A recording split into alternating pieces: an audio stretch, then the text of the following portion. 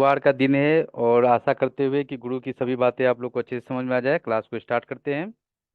आज हम लोग पढ़ने वाले हैं सेक्शन नंबर 30, धारा 30, जो अपने आप में काफ़ी इंपॉर्टेंट है क्योंकि इसके क्वेश्चंस आपको मेंस में भी देखने को मिलते हैं। तो मैं इसमें कुछ इस तरीके से आप लोग को बताऊंगा कि आप इसको मेंस में भी कवर कर सकें, अगर ये क्वेश्चन मेंस में आता है तो। बाकी प्रीलिम्स के हिसाब से तो बहुत छोटा सा है, वो तो हम पढ़ेंगे ही पढ़ेंगे, लेकिन मेंस के हिसाब से भी आपको दिक्कत ना हो इस ढंग से हमको उसको पढ़ेंगे। ये एक ऐसा सेक्शन है जिसको आप लोग बहुत यूज करते हैं। कैसे यूज करते हैं? बचपन में आपने बाजी नहीं लगाई, आज वर्षा होगा, नहीं होगा, वर्षा होगा तो मैं तुम्हें 100 रुपया दूंगा और नहीं होगा तो तुम मुझे 100 रुपया देना। ऐसा आप लोगों ने बेट नहीं लगाया कोई बचपन में? या अभी इंडिया पाकिस्तान के मैच हो रहा है, इंडिया जीतेगा तो मैं तुम्हें 100 रुपया दूंगा, इंडिया हारेगा तो मैं तुम मुझे 100 रुपया देना। इस बॉल पर छक्का होगा, नहीं होगा तो तुम मुझे 100 रुपया देना। ऐसा बेट या बाजी आप लोगों ने सुना होगा, देखा होगा, हो सकता है लगाया भी हो। लगाया या नहीं लगाया है? हाँ सर। जी सर। ठीक है। बाहर आप निकले हुए हैं और देख रहे हैं कि पूरा बारिश लगाए हुए है, पूरे बादल हैं आसमान में। तो आपने किया कि नहीं आज वर्षा होगी, और एक विद्वान मित्र बोलते नहीं नहीं आज वर्षा नहीं होगी। तो आप बोलते नहीं, अगर वर्षा होगी तो मैं, तो तुम मुझे 100 रुपया देना, नहीं होगा तो मैं तुम्हें 100 रुपया दूंगी। तो ये सब चीज़ क्या है? ये सब बाजी का करार है, जो आपको ऑफिशियली लैंग्वेज पंदम यानी वेजरिंग वर्ड यूज किया गया है आपके कॉन्ट्रैक्ट एक्ट में। तो इस प्रकार के कॉन्ट्रैक्ट क्या इलीगल हैं? क्या इसके लिए दंड मिल सकता है? तो कुछ खास जगहों पर जैसे गुजरात स्टेट्स वगैरह में इसको इलीगल बनाया गया है, वो स्टेट अमेंडमेंट्स के अनुसार उसको इलीगल बनाया गया, कानूनन उसको इलीगल बनाया गया है। ऐसा करने का उद्देश्य इसलिए है क्योंकि वो बिजनेस एरिया है और वहाँ पर इस तरह की चीज़ें ज़्यादा होती कि इस चीज़ का दाम घटेगा बढ़ेगा, इन चीज़ों का ज़्यादा होता था, इसलिए उसको इलीगल बनाया गया है।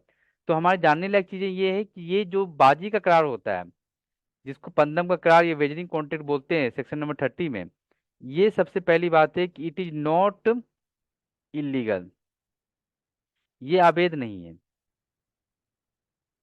ठीक है, ये अवैध नहीं है। तो बोलेंगे सर अवैध नहीं है तो शून्य क्यों हो गया? ये सेक्शन नंबर 23 आप पढ़ेंगे तो क्या ये लोक नीति के विरुद्ध है? मान लीजिए मैंने आपके साथ एग्रीमेंट किया, आप लोगों के साथ, कि कल जो है, कल मान लीजिए कोई गेम है, सपोज करते हैं कोई क्रिकेट का गेम है, और मैंने बोला कि कल क्रिकेट गेम में इंडिया जीतेगा। अगर इंडिया जीतेगा तो मैं आप लोग को पार्टी दूंगा।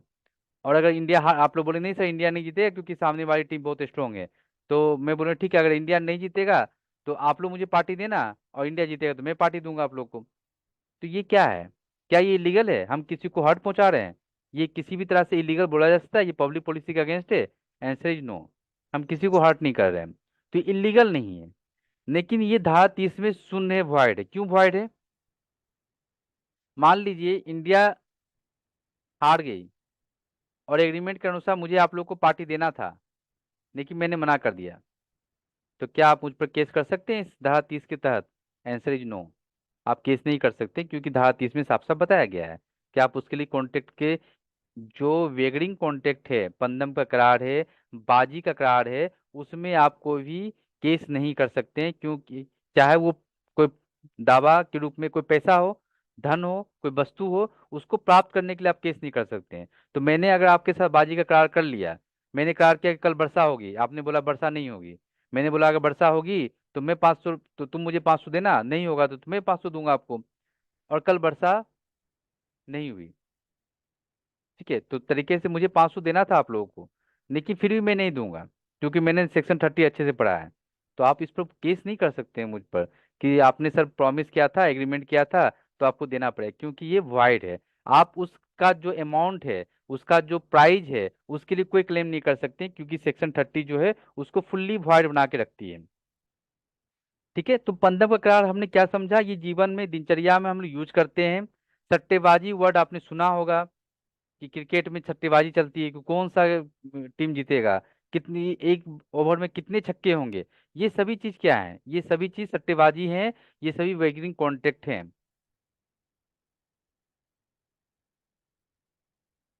सर आज स्क्रीन शो नहीं हो रही, हाँ।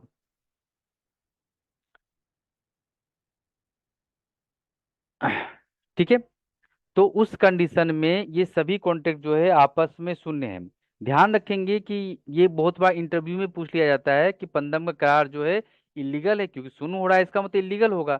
इसीलिए कॉन्सेप्ट आप पढ़ते हैं कि जितनी भी संविदाएं शून्य हैं, ठीक है, जितनी भी संविदाएं शून्य हैं, void हैं, वो जरूरी नहीं है कि इलीगल भी हो, जरूरी नहीं है। लेकिन जितने भी कॉन्ट्रैक्ट इलीगल हैं, अवैध हैं, वो निश्चित रूप से void होंगे। ठीक है, ये कॉन्सेप्ट आपसे एग्जाम में भी पूछा जाता है और इंटरव्यू में भी पूछा जाता है। चीजों को इतने अच्छे से समझें कि कोई कंफ्यूजन नहीं हो कि वो क्या कहना चाह रहे हैं। ठीक है, यहाँ सर तो सर ये वाली लाइन एक बार फिर से रिपीट कर दीजिए प्लीज। लिखिए, सभी शून्य संविदाएं, आवश्यक नहीं है कि वो इलीगल भी हों, अवैध हों, लेकिन सभी इलीगल संविदाएं शून्य होंगी।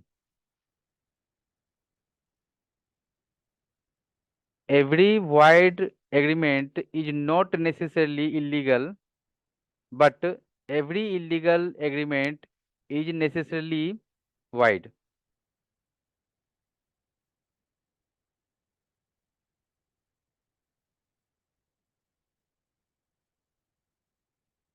सर क्या लिखा है, वापस बोलिए सर, मेरे में आप, से हो नहीं रहा था। हाँ, आप लिखें, एवरी void कॉन्ट्रैक्ट या every void agreement is not necessarily illegal, but every illegal agreement is necessarily void। तो जितने भी अवैध करार होंगे वो निश्चित रूप से शून्य होंगे, लेकिन सभी शून्य करार जो हैं वो अवैध हो ऐसा जरूरी नहीं है। कुछ चीज लीगल होते हुए भी कॉन्ट्रैक्ट एक्ट उसको नहीं मानता है। सर चलिए, वापस एक बार बोलिए ना sir, every. Every void agreement is not necessarily illegal,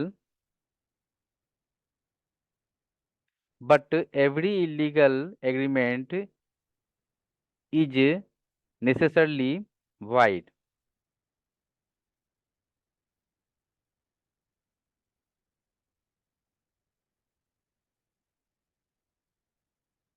ठीक है, अब सबसे पहला क्वेश्चन आपके दिमाग में आता है कि पंदम के करार, बाजी के करार या वेजरिंग कॉन्ट्रैक्ट का डिफिनेशन कहाँ दिया गया है। तो बहुत अच्छे से समझ लें, it has not been defined in our act. बाजी के करार, पंदम के करार या वेजरिंग कॉन्ट्रैक्ट की परिभाषा हमारे धारा 30 में नहीं दिया गया है। इसमें सिर्फ इसका परिणाम बताया गया है कि what will be the effect of any wagering contract. जो वेजरिंग करार है, बाजी का करार है, उसका परिणाम क्या होगा। तो परिणाम के रूप में ये बताया गया है कि जो पंदम का करार है उसका परिणाम क्या है। पंदम के तौर पर करार शून्य है। फर्स्ट लाइन में बता देता है कि पंदम के तौर पर जो भी आपने करार किया है वो शून्य है। इसीलिए आप उसका जो प्राइज है, जो मनी है, पैसे हैं, वस्तु हैं, वो चीज के लिए या पंदम में जो चीज जीता है उसके लिए आप कोई भी कॉन्टेक्ट नहीं, कोई भी केस नहीं कर सकते हैं। ठीक है, बहुत सिंपल सा इसमें डिफिनेशन दिया है, दो चीजें दी गई। फर्स्ट, कि जो पंदम का करार है वो शून्य है, वेजरिंग कॉन्ट्रैक्ट वाइड है, पहला लाइन ये। दूसरा लाइन ये कि अगर हमने पंदम में कुछ जीता, जैसे मैंने आपके साथ कोई बाजी का करार किया, कोई बेट लगाया और बेट में मैंने कुछ जीत लिया, तो मैं आप पर केस नहीं कर सकता हूँ उस प्रॉपर्टी को, उस वस्तु को, उस धन को, उस प्राइज को प्राप्त करने के लिए, क्योंकि वो शून्य है। जब शून्य है तो उसमें कोई आपको अधिकार ही नहीं मिलेगा, इसीलिए आप उसको प्राप्त करने के लिए कुछ भी नहीं कर सकते। अब आंसर ये है कि पंदम का करार क्या होता है और इसका डिफिनेशन कहाँ मिलेगा। तो चूंकि ये थोड़ा लॉन्ग का क्वेश्चन है, इसलिए मैं थोड़ा सा डीप में जाऊंगा इसमें। आप लोग लिखेंगे,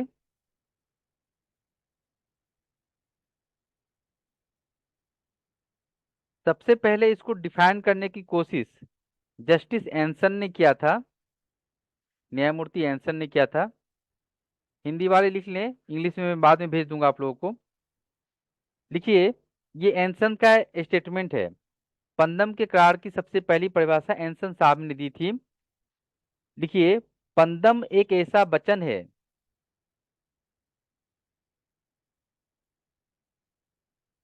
पंदम एक ऐसा वचन है जिसके द्वारा एक अनिश्चित घटना सर को, सर बंधम है, बंधम आखिरी में माँ पंदम, है। पंदम, पंदम, जी। पंदम, पंदम एक ऐसा वचन है जिसके द्वारा एक अनिश्चित घटना को एक अनिश्चित घटना को घटित होने पर कुछ धन या सर धन क्या बोले एक में? पंदम एक ऐसा वचन है जिसके हम्म। द्वारा एक अनिश्चित घटना को घटित होने पर कुछ धन या धन के स्थान पर कुछ धन या धन के स्थान पर कुछ वस्तुएं कुछ वस्तुएं देने का करार किया जाता है। पंदम एक ऐसा वचन है जिसके द्वारा एक अनिश्चित घटना को घटित होने पर कुछ धन या धन के स्थान पर कुछ वस्तुएं देने का करार किया जाता है। पंदम का ये डिफिनेशन वेगरिंग का ये डिफिनेशन एंसन महोदय ने दिया है। एंसन जस्टिस थे, न्यायाधीश थे, और इसी परिभाषा को सुप्रीम कोर्ट ने एक्सेप्ट किया है। जस्टिस सुब्बा राव ने न्यायमूर्ति सुब्बा राव ने इसी परिभाषा को जो एंसन महोदय ने दिया है उसको एक्सेप्ट किया है। केस का नाम लिखेंगे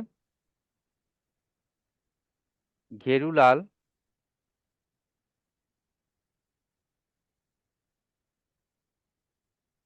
पारख वर्सेस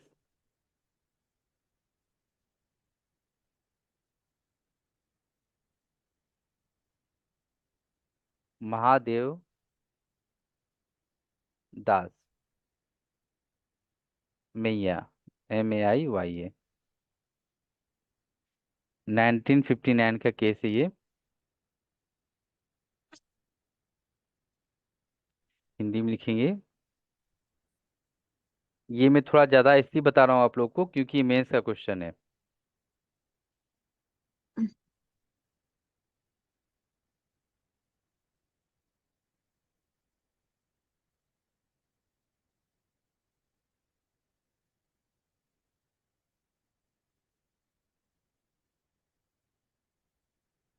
तो जस्टिस सुब्बा राव ने जो एंसन महोदय ने जो परिभाषा दी है पंदम की वेजरिंग की उसको एक्सेप्ट किया है इस केस में। और यहाँ पर एक चीज और भी लिखा है जो हम लोगों ने पहले भी पढ़ा है। इस केस में एक बात और बताई गई थी कि पंदम जो है वेजरिंग है वो शून्य है। It is void but it's not illegal. पंदम शून्य है, पंदम का करार शून्य है, पर ये अवैध नहीं है। ये स्टेटमेंट इस केस में भी बोला गया था। अवैध कहाँ होगा? अवैध कुछ खास जगहों पर, जैसे गुजरात वगैरह ने अपने स्टेट में इस तरह का अमेंडमेंट कर लिया है, तो वहां पर ये जो बाजी का करार है वो अवैध भी है, इलीगल भी है, पनिशेबल भी है। लेकिन हर पूरे इंडिया में ऐसा नहीं है। तो नॉर्मली बाजी लगाना जो है पनिशेबल नहीं है। अब सट्टेबाजी करना, हम सट्टेबाजी कर रहे हैं इंडियन क्रिकेट टीम पर, तो ये क्या है? ये पनिशेबल ऑफेंस है क्योंकि वो सट्टेबाजी में आ जाता है। तो वो एक अलग चीज़ है। बट नॉर्मली छोटे मोटे चीज़ों में हम लोग आपस में बहुत सारे बेट लगाते हैं फ्रेंड के साथ, तो वो सब चीज़ों के बारे में जो है वो इलीगल नहीं है। यहाँ तक समझिए। ये हो गया घेरूलाल के केस में जो परिभाषा दी गई थी वो हो गया। सबसे सटीक परिभाषा, जो एक्यूरेट परिभाषा, जिसको बाद में लगभग लगभग ऑलमोस्ट सभी केसेस में उसको एक्सेप्ट किया गया, जो फेमस केस है जिसको आप लोग जानते हैं, कार्लिल वर्सेस कार्बोलिक कंपनी।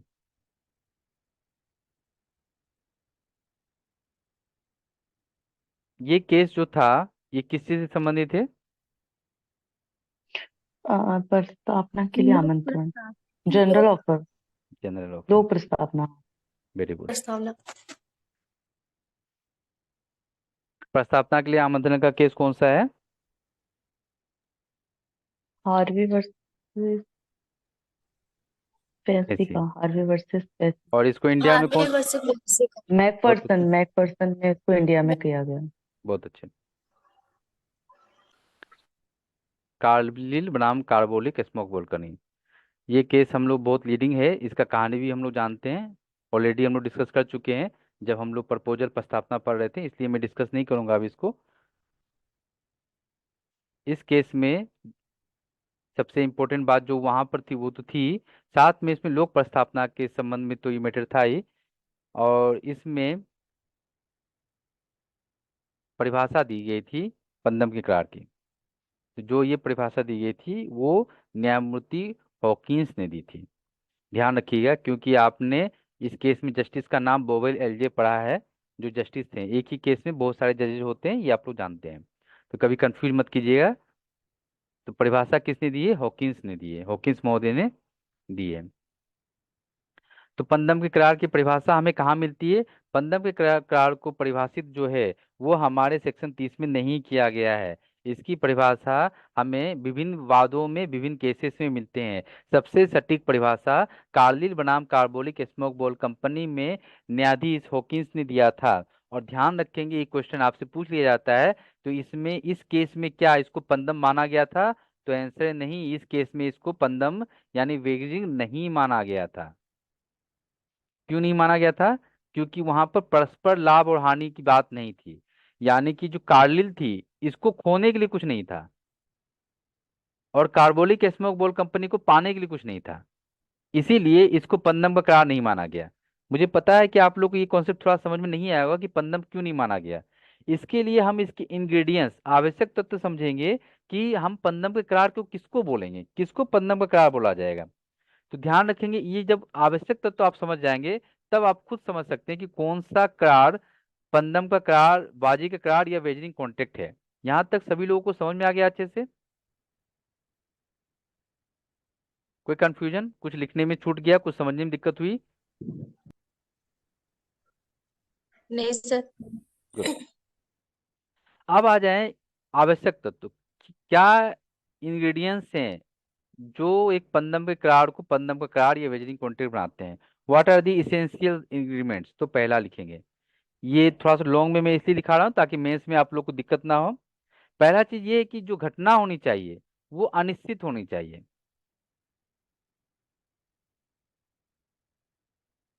अनिश्चित घटना, अनसर्टेन होना चाहिए वो, अनसर्टेन इवेंट। अब अनसर्टेन इवेंट में क्या है?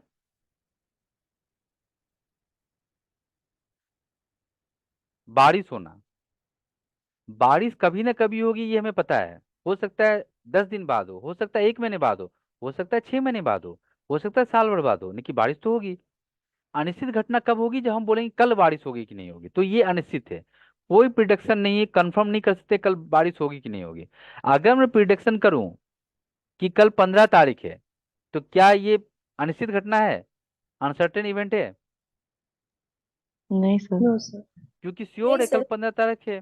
तो ऐसी घटना नहीं होनी चाहिए जो निश्चित होनी चाहिए। जैसे किसी आदमी का मरना निश्चित है, जो आदमी का जन्म हुआ वो मरेगा ही मरेगा, चाहे वो 10 साल बाद मरे या 20 साल बाद मरे, लेकिन मरेगा, ये निश्चित है। तो हम इन सब चीजों के बारे में जो कॉन्टेक्ट करते हैं उसको पंदम का करार नहीं मानेंगे, क्योंकि वो अनिश्चित अनसर्टेन इवेंट होना चाहिए। इवेंट कैसा होगा? तो ध्यान रखेंगे, भविष्य का भी हो सकता है। मोस्टली ये भविष्य के बारे में होता है, क्योंकि हम जो बाजी लगाते हैं वो भविष्य के बारे में लगाते हैं, लेकिन भूतकाल भी हो सकता है। ये बहुत डेप्थ कॉन्सेप्ट है।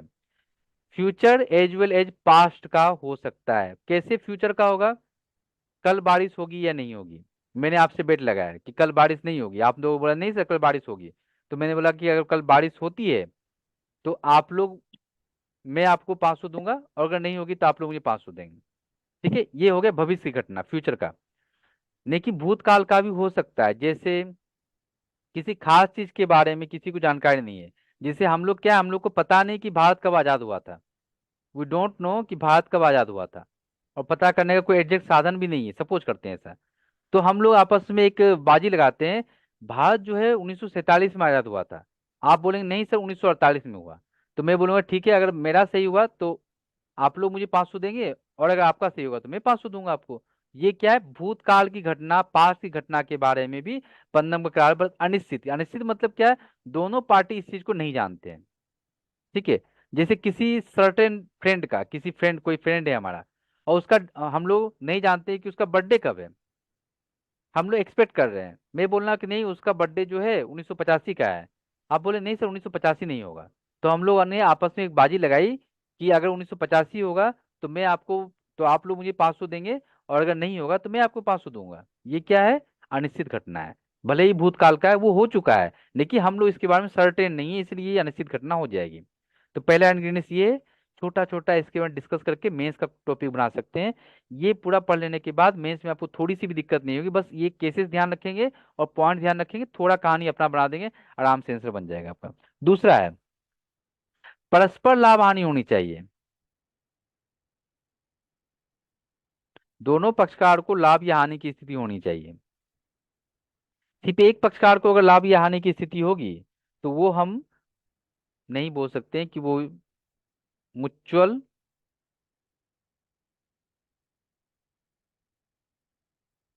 Profit and loss, mutual chance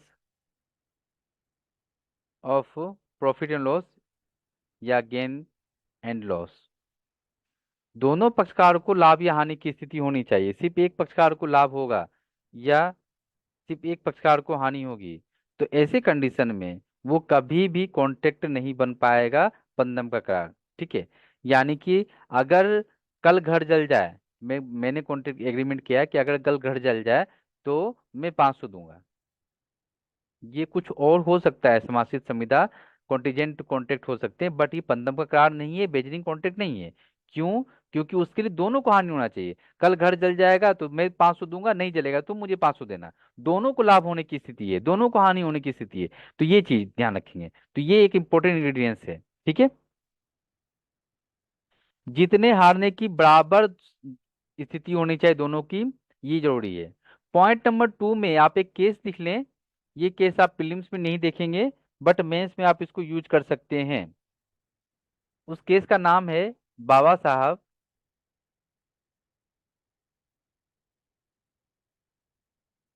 versus राजा राम। 1931 का है। बम्बे हाई कोर्ट ने इसको डिसाइड किया है। बहुत लीडिंग केस नहीं है, अगर आप इसको और अच्छे से लिखना चाहें तो लिख सकते हैं इस केस को। इस केस में ये बताया गया था कि परस्पर लाभ और हानि को डिस्कस किया गया था। मतलब क्या कि जीतने हारने की दोनों की संभावना हो। एक पर्सन जीत भी सकता है और एक पर्सन हार भी सकता है। बाबा साहेब बनाम राजा राम। थर्ड नंबर पॉइंट है, किसी पक्षकार के नियंत्रण में वो चीज नहीं होनी चाहिए। अगर हमने सलमान खान से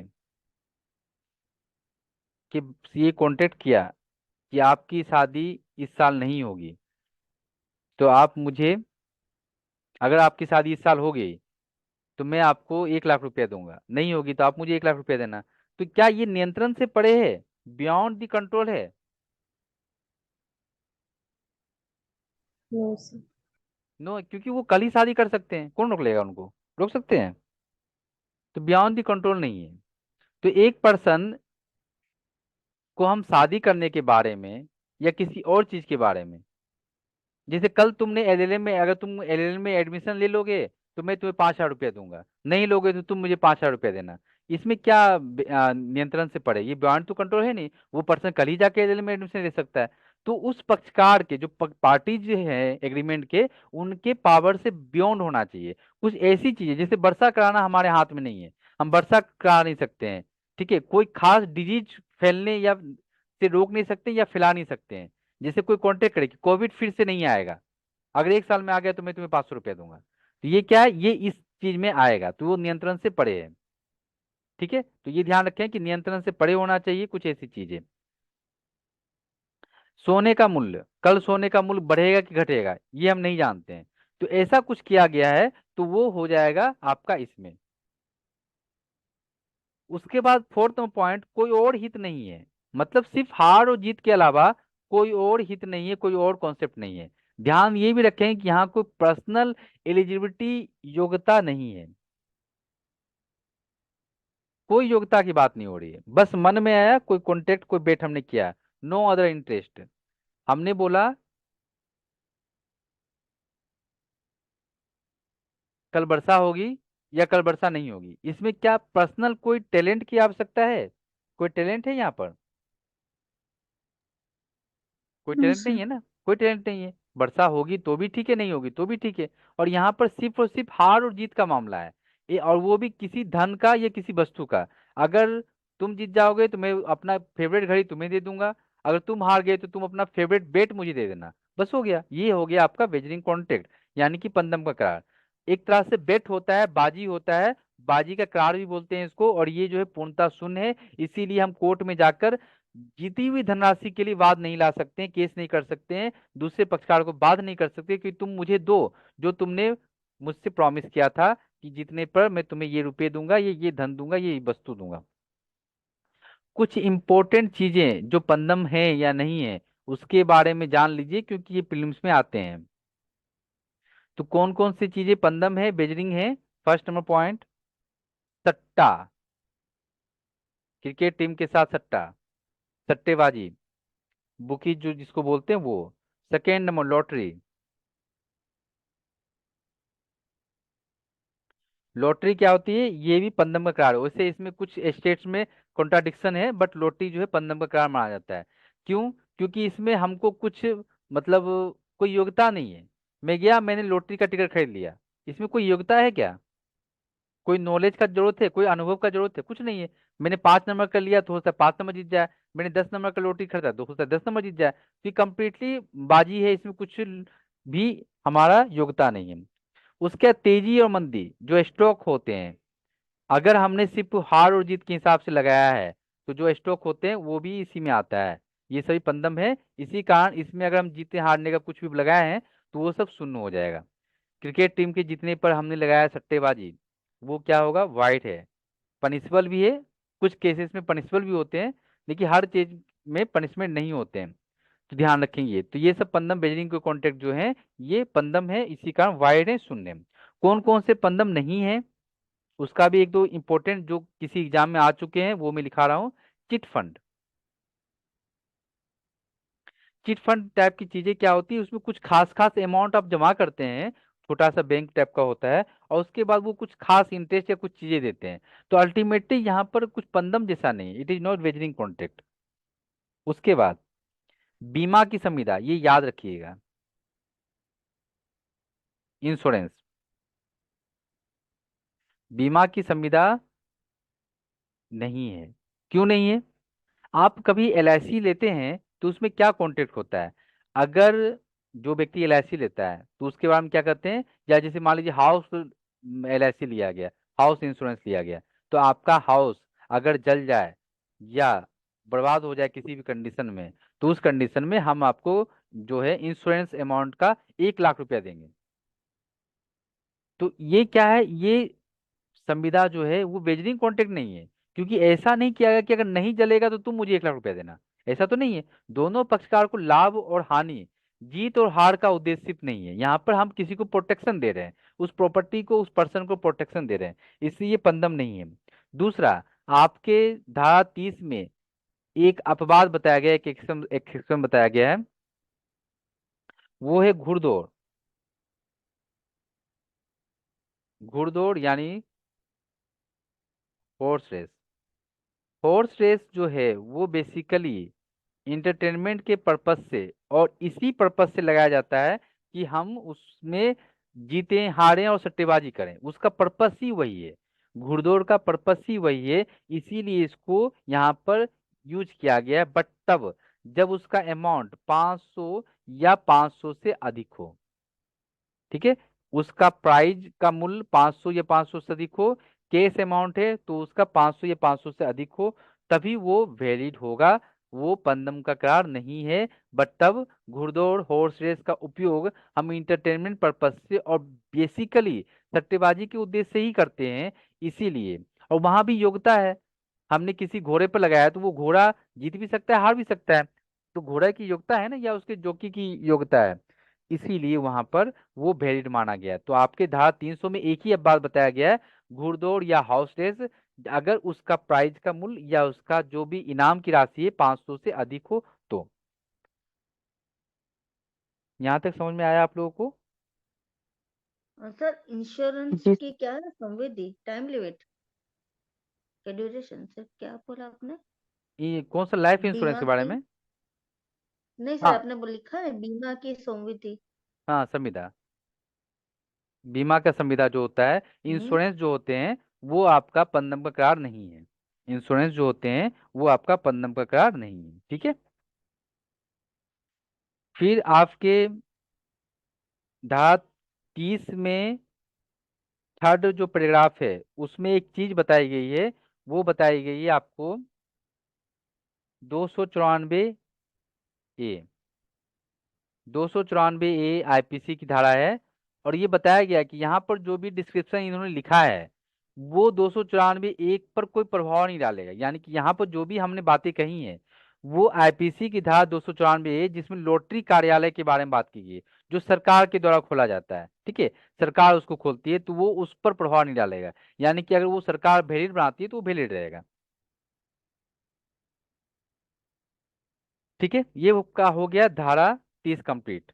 बेट से एक बार पढ़ लेंगे हम लोग, शॉर्ट एंड सिंपल, हम लोग उसे ऑलरेडी देख ही चुके हैं कि पंदम के तौर पर करार शून्य है, और जो भी वस्तु हमने पंदम में जीती है उसको पाने के लिए हम कोई सूट नहीं ला सकते, कोई वाद नहीं ला सकते, बस सो सिंपल। बताएं किसी को कोई कंफ्यूजन है?